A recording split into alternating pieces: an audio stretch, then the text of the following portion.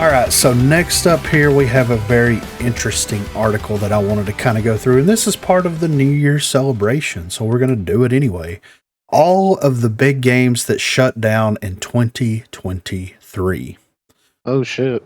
Several games had to call 2023 their final year as they shut down for good. Some games survived a few years, while others didn't even make it to one. It's already hard enough to release a game, and now many are expected to be sustainable for several years. But online games don't last forever, and now it feels like they only last a few years. There's no way to know exactly what went wrong for many of the games that had to be cut short this year, but it's clear that it's extremely tough to claim a space in what is a very conscientious genre. Creative forks of the most popular trends, like extraction shooters, don't guarantee you a place in live service heaven. It's cutthroat out there, and unfortunately, smart ideas aren't always enough. Here are the big games. January the 10th, Spellbreak shut down. So the company that created Spellbreak got bought by Blizzard, and they shut Spellbreak down so that company, that studio, could develop the next WoW expansion. Which is wild. That is wild. Rumbleverse, a wrestling battle royale. It shut down February the 28th, 6 months. Damn. After That it was sounds like a released. good concept. Yeah. Imagine taking the WWE Royal Rumble mode from one of those games and making it like A 99 player. open. Yeah. That would be fun. I think that was kind of the idea, but it was on a bigger scale. Yeah, we'll let WWE develop it instead. They seem to do well. Yeah, right. February the 27th was Babylon's Fall. So Action Game Studio Platinum Games gave Babylon's Fall 6 months before it announced it would take it down. That's wild. Yeah. Blaseball. I don't know what that is. I still don't. This is the write-up. I still don't fully understand the scope of what Blaseball was, but I certainly was aware of the phenomenon that took over the lives of my peers in 2020. It was a browser-based sports gambling sim with fake teams and real horror. The developer Game Band took Blaseball from a weird experiment into a massively popular strategy game that was also a satire of modern sports fandom. Shut down June 2nd. Got 2 years, 3 years out of it. It's got a 97 on Google. Which is wild. That other game had a 17. Yeah. Damn. Knockout City. Oh. That was wild too. Knockout City only made it 2 years before its developer, Bell Studios, decided to shut it down. Despite pulling in over 12 million players, the team-based dodgeball game wasn't sustainable for the small studio. Spent 4 years working on the game and released it under EA's Originals publishing label, and then in 2022, it left EA and went free to play. It's in the game. That's wild. Only Up. Oh, this game. Yes, the phenomenon. Yeah, it was for a while there, wasn't it? It surged on Twitch earlier this year for its absurd premise. It was Chinese developed, wasn't it? Well, it was developed by one guy. Oh. Solo developer SCKR Games received accusations of asset ripping, copyright infringement, and claims that they were promoting NFTs. There are reports of at least one of those assets being removed, but SCKR Games largely kept silent until the final message. SCKR Games said they needed, quote, peace of mind and healing, and that they would remove the game from Steam as they work on a new project tentatively titled Kith. That's a Korean indie game studio. I mean, this took over for like a month. Dog played it. Yeah, everybody. And it was fun to watch. Yeah. Like, So, I mean, It was fun to it was watch. Flappy Bird all over again. yeah. Warzone and Warzone Caldera. September Oh, 21st. wow. Yep. So, I mean, we're all very well acquainted with the OG We're Warzone. veterans. Yeah, we were Very in there much so. day one. We got our first W the day after it released. Never forget. Squad. Yeah, Squad! R.I.P. for Don'ts. it'll be back. It'll be back. It better be. Yeah. The Cycle Frontier, September the 27th was when it shut down. So they've rebranded the Cycle 3 times. Change it, the name, the Yeah. Cycle Frontier. Yeah, right. That. Yeah. Some woman on her period on the frontier. Oh, riding a cycle? No, she's just on her cycle. On a cycle. So Gundam Evolution, Oh. Really? November the 29th. Yep. Gundam Evolution was one of the few games I played that had a similar energy as 2016 Overwatch. The team-based mech FPS had tanks in support and objectives to capture. The hardest part was getting used to playing as a mech instead of a bunch of different characters, which may have impacted its declining player count in the last year. In the brief final update, Bandai Namco promised a few more updates and thanked the players for sticking around as long as they did. And died. Go. Yeah. But when they're like, you couldn't play other characters, you had to play mech suits. It's like, isn't that what Gundam is? Exactly. Yeah. Oh, That's I mean- kind of the whole point of it. Yeah. I was like, what do you mean you're upset? Yeah. I don't want to be the Gundam. guy in the Gundam. Yeah. Yeah, for real. So, and I think that this released like a year overseas before it made it to the West. So, because I remember it getting released and being very popular this year. Yeah. So, just couldn't hold it, man. That's unfortunate. Yeah. So this is wild. Battlefield Bad Company 1 and 2 and Battlefield 1943. What? Yeah. So EA announced in March that it would shut down 3 Battlefield games at once, including Battlefield Bad Company 1, Bad Company 2, and 1943. Only Bad Company 2 came to PC and was PC Gamer UK's 2010 Shooter of the Year.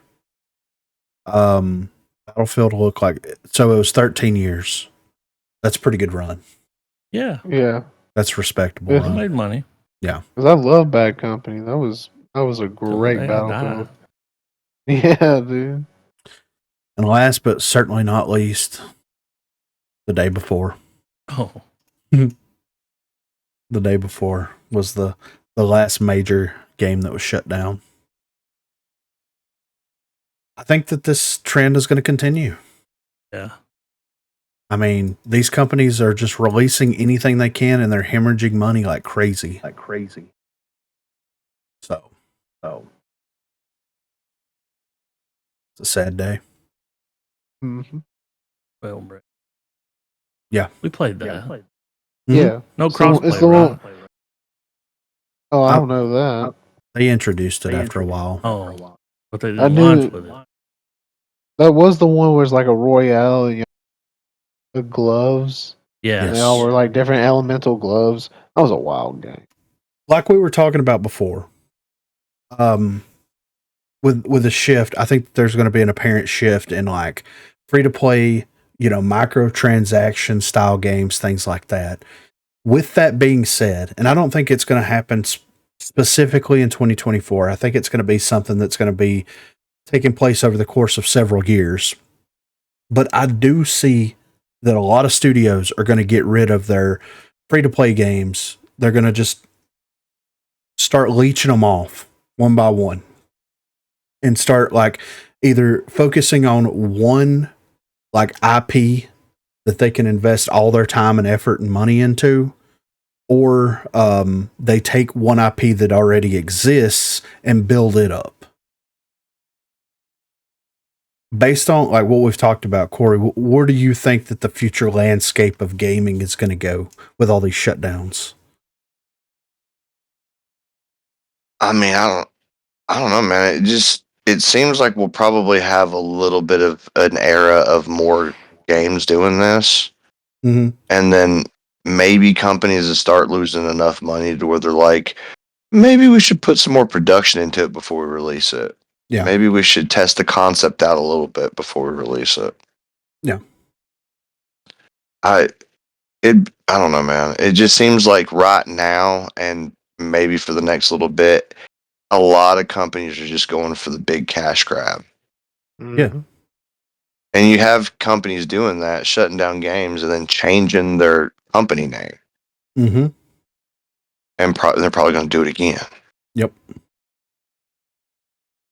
So with that being said, just generally, Garbo, what are your thoughts on like games as a service? Free to play, microtransactions, battle pass, skins.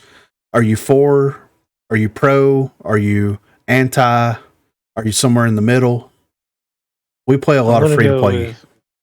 We do. That's what I was going to say. I'm going to say I'm more in the middle though, because like I guess we're kind of like on the spectrum that we've bought games as kids growing up, and we've had free to play games. Experiences at the same time that we've also been able to just get on our own. I don't know, like there's some games that are very successful that are free to play games, like Fortnite, for example, was a great free to play game. That's a great example of it because it's always progressed, and I've spent more than enough money on that. Apex is another successful one, but those games that get fully fleshed out, that are actually full campaign games. I love those games. Like, and most of the time they are RPG games. Like again, the Elder Scrolls, Dragon Age, KOTOR, all of those games. Like, I will invest money on those games if the stories are really good, fleshed out stories. But if I play a game that I like, I'm trying to think of a game that I don't enjoy anymore that I was like a super fan of that I'm not anymore. I think Halo is actually a good example here. I've loved Halo, but after Halo Reach, Mm-hmm. it just went downhill, and then it just got to the point that I quit buying Halo games. And then they even got a free to play Halo right now, do they not? Like that Do battle they? royale is free to play, isn't it? Do they not have a battle royale one? No, Infinite? They don't have a BR, but Halo Infinite multiplayer is free to play. Yes. Yeah, Mhm. and like did not take the time to even bother. Didn't even know about it. Didn't even care. You know what I mean? Like wasn't a big deal to me. Yeah. Because like that's how it has become. Like it's gotten worse. The game's just gotten so much worse that like I just didn't care for the game to invest in. So like, but games that will, again, like probably the next Dragon Age game that comes out, I'm probably gonna buy it because it's really good. And every installment of those series has always been really good to me. If a new Fallout game comes out, I probably would play it. I wanted to play 4, I didn't. But I've watched a lot of gameplay. I've watched the story on YouTube, and I was really into the story. So like again, there's just that middle. Yeah, I'm in the middle. Like I said, I've said it. I'm in the middle. I really am in the middle with it because I do like some free to play games too. Well, I think that Halo is a good example here because, like, Halo 4, Halo Reach came out, and it was kind of like that was the last Bungie produced Halo game. Yep. And then 434 came in, which was a studio that Microsoft created to maintain and continue the legacy of Halo. Halo 4 comes out, and it is basically COD in space.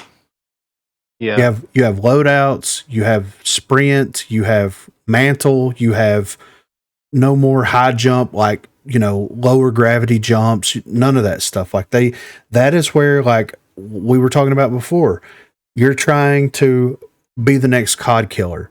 Halo came out, and Halo was a spiritual successor of like Unreal and Doom and Quake, like all these games that those guys grew up playing. And it was like the next logical step, the next logical movement for that type of a first person shooter. And then here comes 4, and it just takes everything that they built and just shit it down the toilet. Shit, yeah. And you're very much right. That was a very turn off for me. Was the multiplayer loadouts was one of them. Yeah. You know what I mean? That was huge. Like that. I mean, because like I can't describe how excited I was. Like, I can't wait to get in the multiplayer and try it out. And I tell you, like I played 2 matches, and I was like, I hate it. I was like, I absolutely hate it. Like I do not like it at all. Like it did not feel good. Yeah, it didn't feel like Halo. I went from exactly what you said, reach, where you're you're got like an extra. It's like what 50 less gravity or whatever. So you're like dashing across the air when you jump. Like Yeah. it's just, and then you go from that to you're running. You have so much stamina, and then you're done, and you get mowed down all the time because most people already had metas. But I also didn't care for that campaign too much either. No, they should have ended it at 3. It's the small companies that'll have to get away from it. Yes, The exactly. free to play, they can't. Well, Yeah. like, dude, you get on Rogue. Yep. On Rogue Company, you buy one battle pass. You ain't going to spend another $1. Yep. Yep. You'll get enough gold to buy the next one. The Mhm. big Fortnite can do it. They can have thousands of people playing that don't spend $1. Yep. These small companies can't. Exactly. Shitty servers. And with that being Mm. said, Dirt, like if things were to go back to where like everything was released with a price tag, whether it be from $15 up to $70, do you feel that is a negative in any way? It's a service is always better when you pay for it. Yeah. It'll be And better. I don't see how that was a negative, because like that was how it's always been before. Well, when they're like, it's a free game, but is it? yeah, but Because you get on it's there, not. it runs like shit. yeah, It's a free game, but it runs like shit. Well, Exactly. I'd rather pay. Yeah. I'd rather give them $60. Then that way, everybody that buys the game, it's like at least they made some money. Yeah, exactly. Yeah. That the free to play model for small companies, they can't do it. No. Have to go. There's And just that- nobody I mean- spends money. Yeah. Small companies can, if they're like actually If it's a stay good game. creative. If they stay creative and Yeah. they keep pumping out like cosmetics and stuff, actually put the little bit of their money they have into the servers. Yeah. So like, there's, you know what I mean? Like, and I get what you're saying. Like, they're small companies, but like, I don't remember Fortnite being huge at the beginning either. It was small when it started. Well, It wasn't But even. It here's the wasn't thing. even a world. royale. Here's It the was thing. save the world before it Yeah. was even a royale. And you had to buy I that actually shit. bought that. So I And- spent $40 yeah. on that. Yeah, I so did that's too. I I helped bought it too. So I bought it they got too. their start not being a free to play Oh, game, yeah, and then they sold transitioned something. to that. Yeah. So that's fair. I see what you're saying. Right. I And- got you. And Okay. I think the only reason that Fortnite is even as successful, I mean, of course, the gameplay is fairly solid, honestly, but the only reason they're as successful as they are is because they have the money to be able to get these license deals. Yeah. Yeah. It's huge. When Well, they that's pay it for licensing now. deals, and then they make way more money on those licensing deals. Yeah. So. Yeah. I But- mean, I get that, but it wasn't like that. But imagine No, ROCO but I if paid for that 23 shit, and then they shut that million shit people down. spent $40. Exactly. Yeah, It would have been a bigger game. Yeah. much exactly. bigger game. And here's the thing. Well, that leads to developers too. Is like, what are they going to spend that money on? Oh yeah. Plane tickets. Yeah. Right. Yeah. I mean, Someone to run a competitive scene that will never last. oh shit. Yeah. But to be fair with like Epic though, like Epic is in a position to where they can take those risks because Yeah, like not only do they have this vast history, they also have a storefront that they sell games through. They also have Unreal Engine. It's huge. Mhm. And It is huge. so they make their huge. I guarantee you they make their biggest nut. Well, probably not now, but before the success of Fortnite, the biggest nut that Epic made was selling assets for Unreal Yeah. Engine. And the publishment for people using that. 'Cause Yeah. Because how You many have games to were cut 'em developed in. using it? If you're going to sell the product and you're using their engine, they got to get something. Yes. Yeah, Like, So and that's the thing is how many games like they were touted as like developed on Unreal, whatever, you know. and that's, that's the backbone of that company. Whenever you see a smaller developer like merge a bunch of smaller studios together and then release a Rally Here service that is basically a cross-play / cross progression package with a terrible server package and terrible matchmaking thrown in there, like you waited a day late and you're $1 short on this situation at the end of the day, because it's not going to generate enough revenue to keep your other services to continue to run, especially when those other services aren't being able to sustain themselves. So you should have started with this technology, and then you should have branched out into game design. So that's where a lot of studios, like, they're all scrambling right now. We have a free to play game. We're not making any money off of it because it's free to play. We're losing money. Yeah. And we don't know what to do. And especially whenever you release a game within the last year that within 2 months had an average concurrent player base on Steam of 60 people. But you won't shut the game down. That game needs to go. Yes. So That's anything under 100, dude. Yeah. Get out. So it's poor management at the end of the day. And I think that a lot of these studios are seeing that they're spending money in places that they don't need to spend money. So I think that we're going to see a huge influx of games being shut down. And it's going to be people's favorite games. But there's always going to be something else that'll come out that'll grab you and pull you into it. And you know, you'll be able to supplement that. It's going to force developers to have to start thinking creatively again. We're in this stagnant drought of terrible games, and we've been in it for the last 10 years. It's time to break out of it. And you know what started that? You know what broke that piece of the pie? Baldur's Gate 3. Yeah.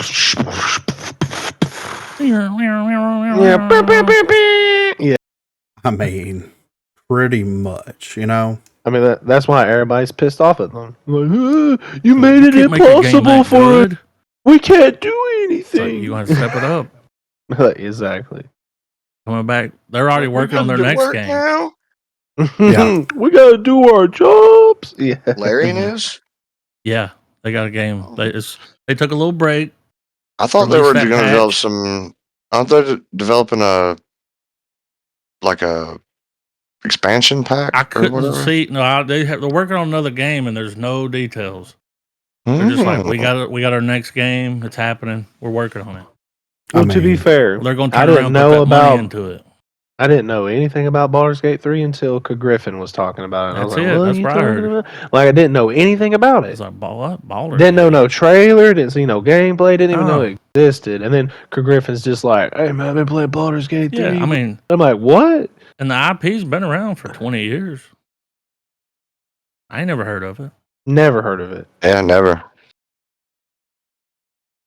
But here I am now. Spent $80 and I'm all in it. I'm like, yeah. I haven't even played it yet, but I bought it. Oh, you already got it? Bro. Here's the top 10 highest grossing games on Steam for 2023. This is for Steam. Hogwarts Legacy is at the top. Starfield, Sons of the Forest, Baldur's Gate 3, Armored Core 6, FC24, Resident Evil 4 Remake, Street Fighter 6, Jedi Survivor, City Skylines 2, Remnant 2, and Payday 3. Those are all games that none of those are free to play games. Of course, right? Yeah. Highest grossing. But these are all like pretty well received games for the most part. Yeah. You know, Hogwarts is kind of shaky. That was a huge release. I heard it was good. Yeah, it was great. I was living through Corey. He was playing it. Yeah, it was great, dude. But he let me know how good it was. So yeah, I feel like I played a little bit. I mean, I've seen some gameplay and it looks clean. It doesn't look bad at all.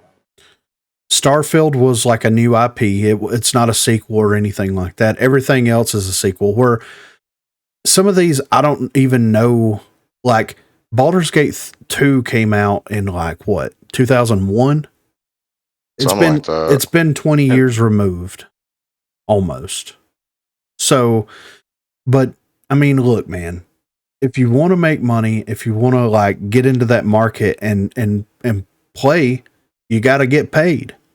So figure out how to get your nut and make your players happy. A free to play game can succeed. Look at Fortnite, but you have to cater to your fan base in a positive way. Yeah. And catering to your fan base in a negative way is how you wind up with a player base that's not happy and they go somewhere else. It runs good. I mean, you can play it on your phone, but we'll see what the major shutdowns next year are going to be. I think it's going to be interesting.